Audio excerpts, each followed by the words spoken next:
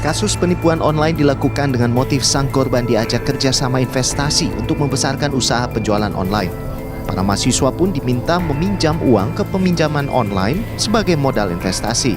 Seorang mahasiswa Fakultas Pertanian mengaku kini dirinya terjerat pinjaman online hingga 6 juta rupiah. Dirinya mulai terjerat penipuan ini saat terlibat dalam sebuah proyek usaha dengan kakak tingkatnya di kampus. Keuntungan yang dijanjikan mencapai 10% per bulan.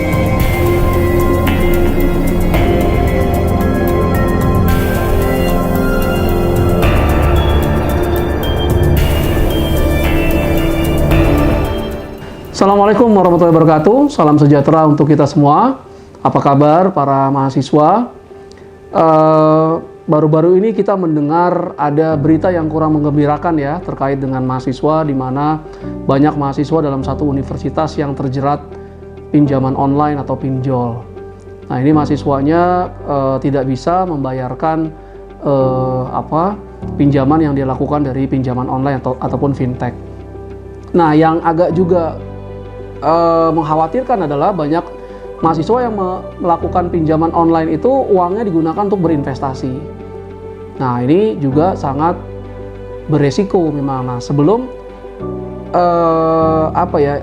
bisa dibilang mungkin banyak yang terbuai ketika berinvestasi berharap langsung mendapatkan keuntungan yang besar, bisa membeli barang-barang yang akan memuaskan para mahasiswa tersebut. Dalam berinvestasi itu ada yang namanya risk and return. Risk and return itu selalu menjadi satu kesatuan. Dan mudahnya kalau kita ingin return atau imbal hasil atau keuntungan yang tinggi dalam berinvestasi, kita harus mampu menanggung risiko yang besar. Jadi kalau kita mau dapat imbal hasil katakanlah setahun 30%, 40%, itu sangat tinggi ya kalau kita bandingkan misalnya dengan suku bunga deposito yang hanya sekitar 5% per tahun sebelum pajak. Nah, kalau kita ingin dapat yang berkali-kali lipat dari deposito tersebut, kita harus mampu menanggung resiko. Resiko apa? Apa yang kita inginkan tersebut bisa-bisa hilang. Uang investasi yang kita tanamkan itu kita hilang semua. Nah, selalu ada resiko seperti itu. Jadi sebelum kita berinvestasi, yakinkan kita tahu benar produk apa yang kita investasikan. Kita tahu juga kemungkinan return and risk-nya. Dan kalau ternyata risikonya terlalu tinggi, maka mungkin perlu diperhatikan apakah itu layak untuk Anda berinvestasi di sana. Nah, apalagi investasinya itu didanai dari pinjaman online. Anda minjam, berarti nanti Anda harus mengembalikan uang yang Anda pinjam, plus bunga yang harus Anda bayarkan. Pinjaman online biasanya lebih mahal dari pinjaman dari bank. Nah, Anda pinjam ke pinjaman online, itu harus bayar pinjamannya pasti, Anda harus bayar, mungkin setahun ke depan, mungkin 6 bulan ke depan, plus bunga. Tapi ketika Anda berinvestasi, tidak ada yang namanya kepastian dalam investasi. Anda akan dapat sejumlah uang tertentu. Kalaupun ada yang menjanjikan dapat sejumlah uang tertentu, itu tingkat keuntungannya tidak besar. Atau dalam investasi disebut dengan istilah risk-free rate, tingkat imbal hasil bebas resiko. Itu biasanya kita berinvestasi di surat utang pemerintah, instrumen investasinya. Nah, jadi Anda bayangkan, Anda berinvestasi pada investasi yang sangat beresiko, kemudian ketika diinvestasikan Anda zonk, dapatnya 0, nggak dapat uang sama sekali, dan Anda punya kewajiban harus bayar hutang plus bunga. Dan ingat, di keuangan konvensional itu kan compounded interest, bunga berbunga. Anda nggak bisa bayar, itu bunganya naik, besok nggak bisa bayar lagi, bunganya nambah lagi.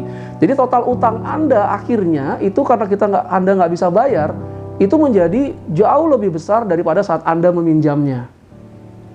Ya, jadi compounded interest tuh namanya, suku bunga majemuk, bunga berbunga yang Anda harus bayarkan ke pinjol tadi. Bukan berarti pinjolnya juga salah ya, ada juga yang legal, tapi Anda harus yakinkan dulu, Anda memahami, Anda berinvestasi di mana ya? Itu betul-betul investasi atau ternyata ya kita bilang investasi bodong. Apa sih investasi bodong? Ya mudahnya investasi yang sebetulnya bukan investasi, hanya kayak judi, hanya pertaruhan, seperti itu.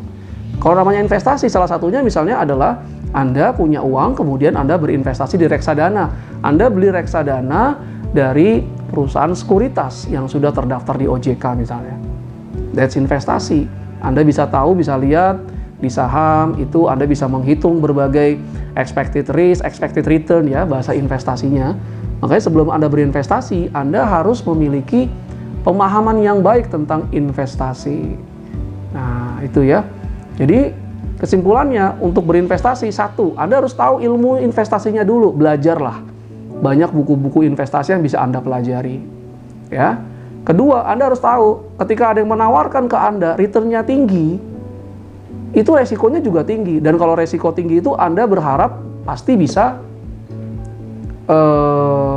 bisa kehilangan semua dana investasi Anda. Dan kalau Anda berinvestasi dengan pinjam online, itu kayak perdagangan margin sebetulnya ya istilahnya. Anda minjem uang, kemudian uangnya Anda investasikan.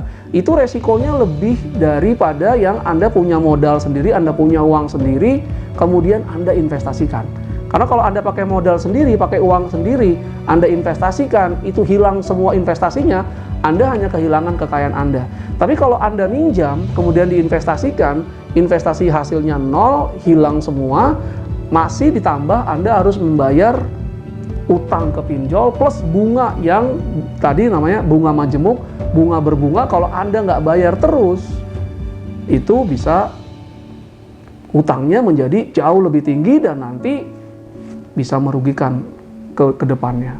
Jadi tetaplah berhati-hati, jangan terlalu kepikir anak sekarang FOMO, fear out missing out. Ketika Anda lihat ada yang menguntungkan, Anda tetap nggak boleh tiba-tiba saya harus dapat keuntungan tersebut, kalau nggak saya ketinggalan. Nggak seperti itu. Anda sebagai mahasiswa harus berpikir apakah ini benar, apakah ini layak, apakah saya mampu menanggung resikonya dan sebagainya. Oke, itu saja dari dulu. Nantikan rangkaian tips-tips berinvestasi lainnya di Penerbit Salemba. Terima kasih. Assalamualaikum warahmatullahi wabarakatuh. Salam sejahtera untuk kita semua. Terima kasih.